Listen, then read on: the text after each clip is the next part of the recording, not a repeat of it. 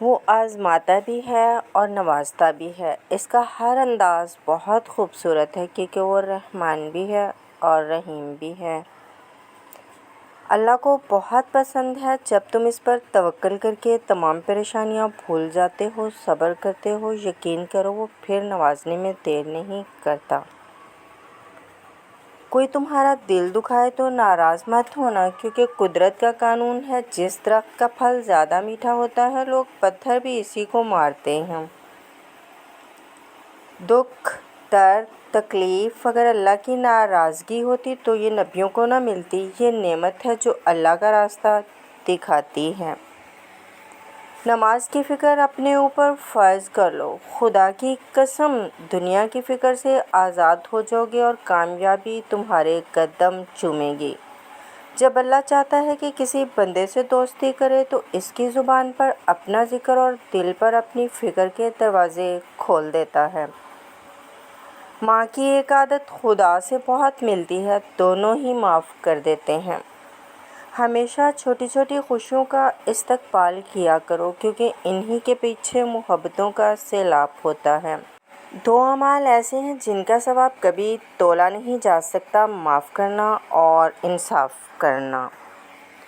وضو جوانوں کی طرح کرو، نماز بوڑھوں کی طرح پڑھو اور دعا بچوں کی طرح مانگو۔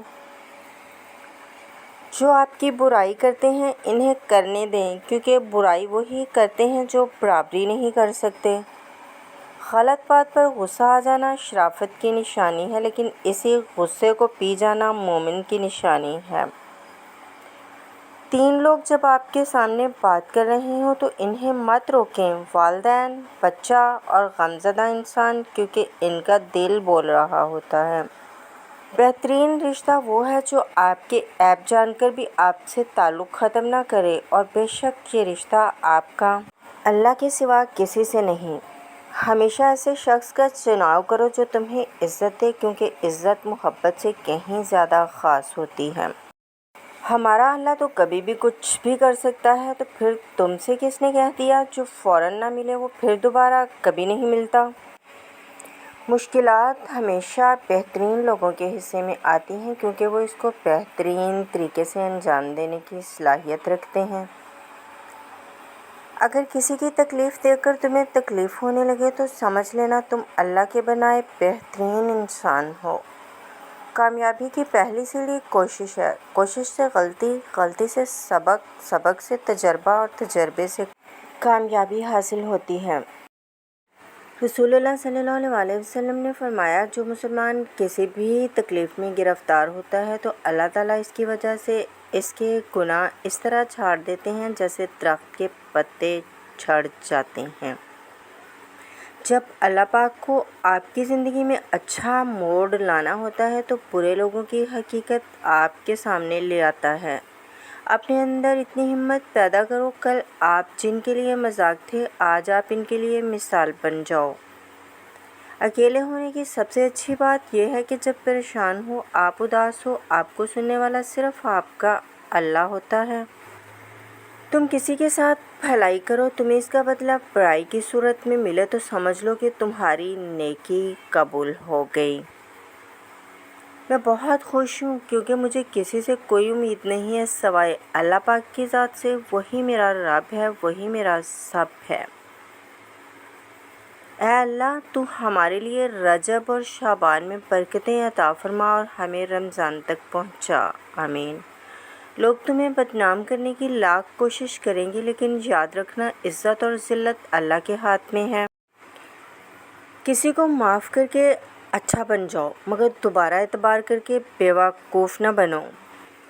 دنیا میں دو طرح کے دکھ ہیں، وہ جو تمہیں توڑ دیتے ہیں اور ایک وہ جو تمہاری زندگی بدل دیتے ہیں۔ محبت کبھی خاص لوگوں سے نہیں ہوتی، جن سے ہوتی ہے وہی خاص بن جاتے ہیں۔ اگر تم اپنے رب پر بہت بھروسہ رکھنے والے ہو تو یہ جان لو کہ تمہارا رب اس بھروسے کو کبھی ٹوٹنے نہیں دے گا۔ دنیا میں خوبصورت دل تلاش کرو، چہرے نہیں، کیونکہ خوبصورت چہرے تو بہت ہیں لیکن خوبصورت دل بہت کم ہے۔ صرف دو لوگ آپ کو صحیح طرح سمجھ سکتے ہیں، ایک وہ جو آپ کے حالات سے گزرا ہو اور دوسرا وہ جو آپ سے شدید محبت کرتا ہو۔ جب تم پر کوئی مشکل وقت آ جائے تو کسی کا احسان نہ لو، کیونکہ مصیبت 4 دن کی ہوتی ہے اور احسان زندگی بھر کا۔ جو شخص تمہارے خون میں سے نہ ہو مگر پھر بھی تم کو عزت دے اور پیار دے تو بے شک وہ تمہارے لیے بہترین رشتہ ہے۔ سب سے بہترین صبر وہ ہے جو تم نے اللہ کی رضا کے لیے کیا۔ شاید تمہیں وہ چیز ناگوار ہو جو تمہارے لیے اچھی ہو، اور شاید تمہیں وہ چیز پسند ہو جو تمہارے لیے بری ہو۔ اللہ جانتا ہے اور تم نہیں جانتے۔ ایک دن سونے نے لوہے سے کہا، ہم دونوں ہی لوہے کی ہتھوڑی سے پٹتے ہیں، پر تم اتنا چلاتے کیوں ہیں؟ لوہا جب اپنا ہی اپنے کو مارتا ہے تو درد زیادہ ہوتا ہے۔ اگر تم اس وقت مسکراتے ہو جب تم پوری طرح ٹوٹ چکے ہو تو یقین جانو دنیا میں تمہیں کوئی کبھی نہیں توڑ سکتا۔